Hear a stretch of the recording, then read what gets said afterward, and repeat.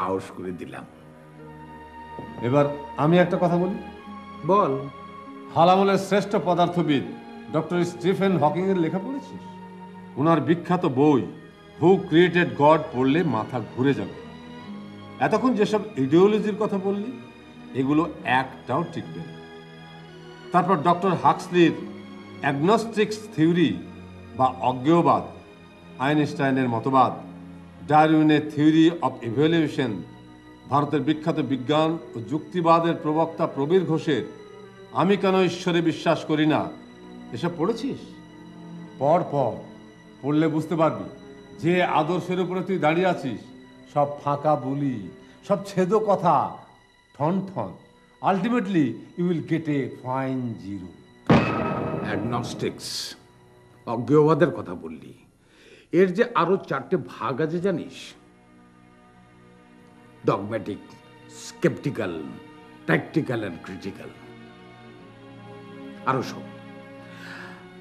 Einstein বলেছেন মানুষকে সংযত করার জন্য যদি তাকে শাস্তির ভয় দেখাতে হয় বা মৃত্যুর পরে তাকে পুরস্কারের লোভ দেখাতে হয় তবে সেটা হবে লজ্জার ব্যাপার।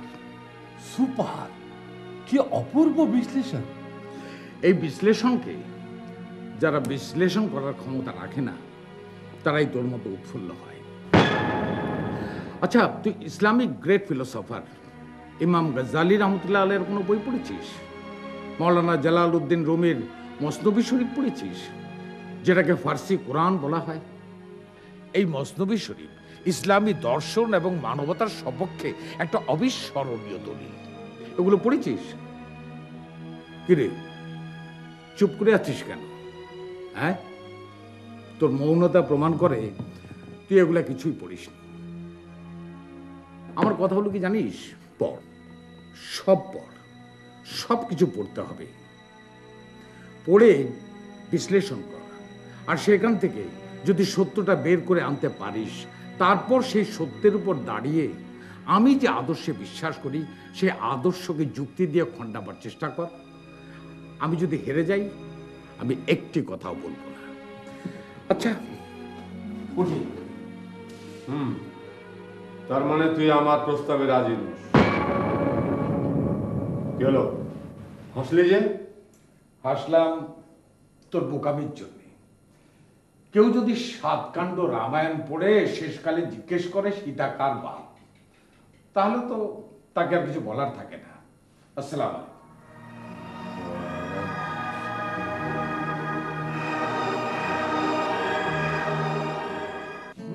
ভাইয়া যায় পুরা হইয়া যায়, তাকে তলে রিক্সা পইরা ভাঙ্গা যায় পুরা হইয়া যায়।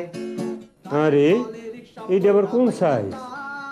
মাঝি ভাই, এটা কোন জঙ্গলতে আমদানি করছে? সুন্দরবন না বান্দরবন? আরে সব বোনাস, মাইয়ার ওদের আবল তাবল নাচতেছে। না না, বেশিক্ষণ দেখলে আমার ওজন নষ্ট হয়ে যাবো। যাই, আমি নামাজ পড়তে গেলাম। তাকে তলে রিক্সা পইরা ভাঙ্গা যায় পুরা হইয়া যায়।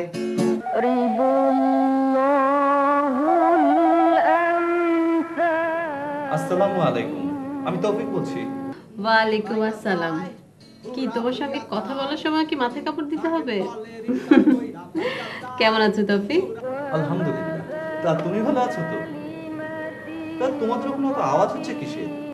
আরে ভাইয়া মরিকে গান শেখাচ্ছে। মরি? মরি কে? এই নামে তো তোমাদের বাসায় কেউ আছে বলে জানি না। আরে মরিকে চেনো না? আমাদের কাজের মেয়েটা মরিয়ম, আমরা ওকে আদর করে মরি বলি। আচ্ছা তৌফিক, তোমাদের বাসায় অত করুণ সুরে কাঁদছে কে? কাঁদছে? না না, কাঁদছে না।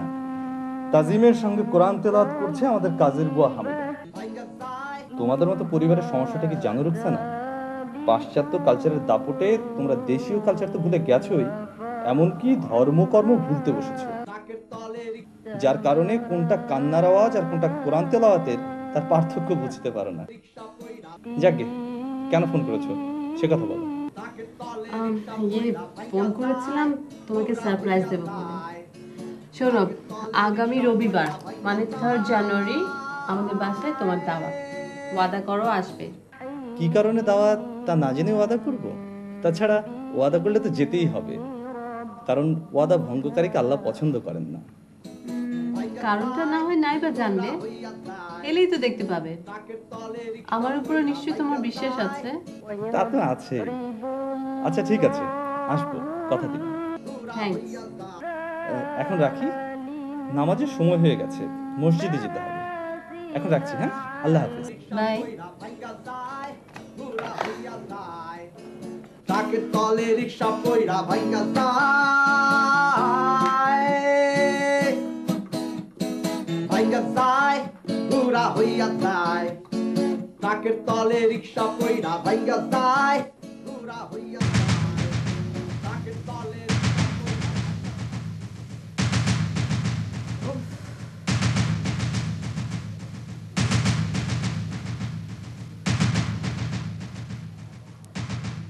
হাই মরি, মরি।